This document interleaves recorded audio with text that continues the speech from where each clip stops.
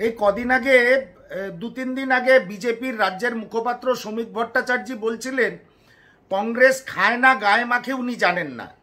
খুব ভালো কথা, কংগ্রেস খায় না গায়ে মাখে শ্রমিকবাবু আপনাকে জানতে হবে না।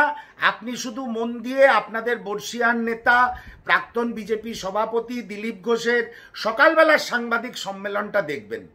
আগেও তথাগত রায়, কামিনী, কাঞ্চন টাঞ্চন অনেক কিছু বলেছেন, আর আজকে দিলীপবাবু আপনাদের দল সম্বন্ধে কি কি বলেছেন একটু শুনবেন।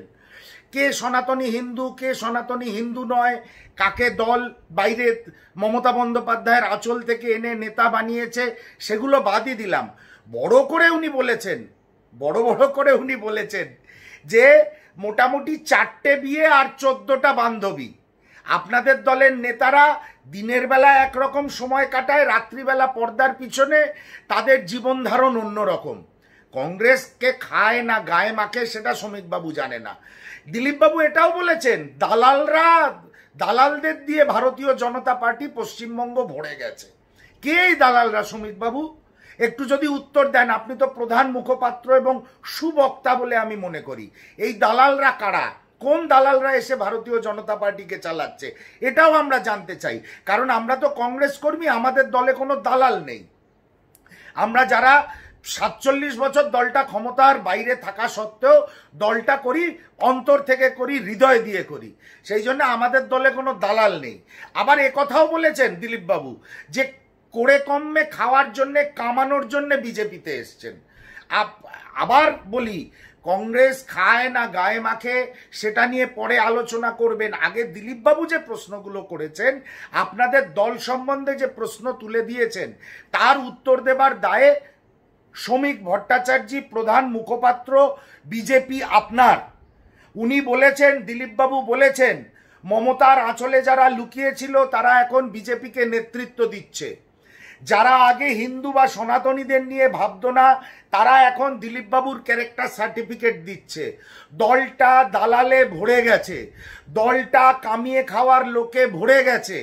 এই বিষয়গুলো ভারতীয় জনতা পার্টি পশ্চিমবঙ্গের এবং তাদের সব বলিষ্ঠ কোট আনকোট টিভির প্রবক্তাদের তো উত্তর দিতে হবে। আজ থেকে উত্তর দেওয়া শুরু হবে।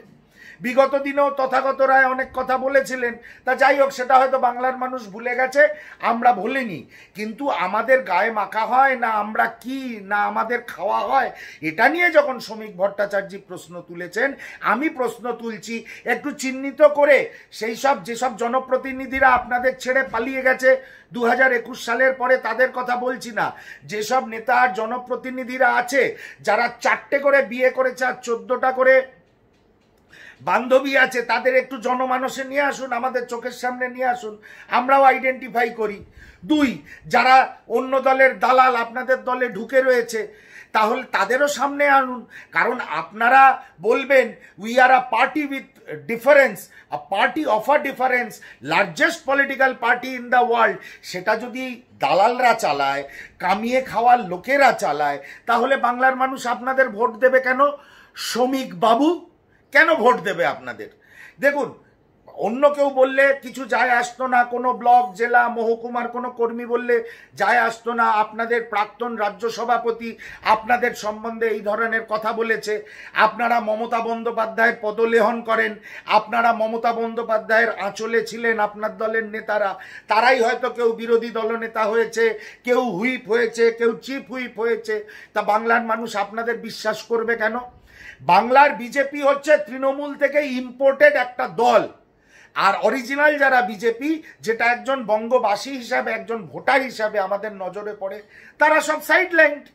এখন দল কারা চালাচ্ছে? যারা মমতার দল থেকে এসছে, মমতার আঁচলে যারা লুকিয়েছিল, যারা হিন্দুত্ব বা সনাতনী বিষয়ে কোনো তাদের সম্যক ধারণা ছিল না, তারা এখন নাকি দিলীপবাবুকে ক্যারেক্টার সার্টিফিকেট দিচ্ছে।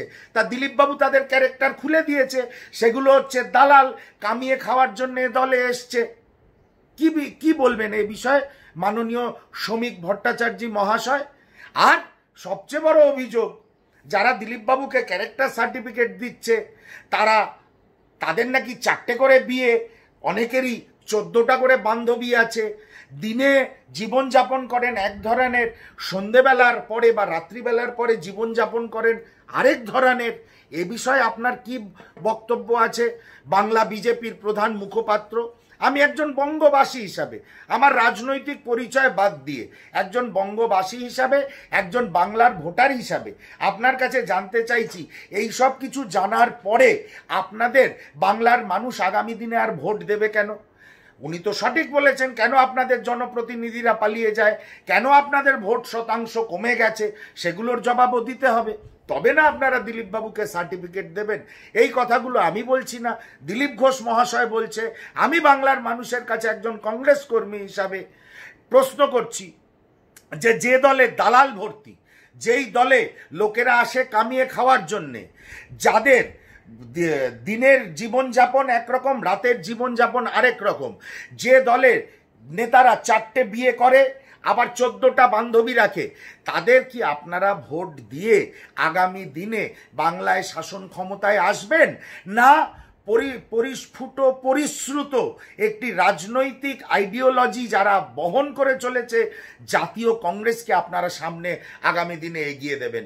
এইটুকু প্রশ্ন রেখে, এবং শ্রমিকবাবুর কাছে আমি আশা করব এর উত্তরগুলি ওনার যদি সৎ সাহস থাকে উনি দেবেন, এবং দিয়ে বাংলার মানুষের সামনে ওনাদের স্ট্যান্ড ক্লিয়ার করবেন। তা না হলে আগামী দিনে ভারতীয় জনতা পার্টি নামক কোনো রাজনৈতিক দলের কোনো অস্তিত্ব থাকবে না। আপনি তো বলছেন আমাদের কংগ্রেসকে খায় না গায়ে মাখে, আগামী দিনে বাংলার মানুষ বিজেপি সম্বন্ধে এইটুকু কথাও বলবে না। ধন্যবাদ।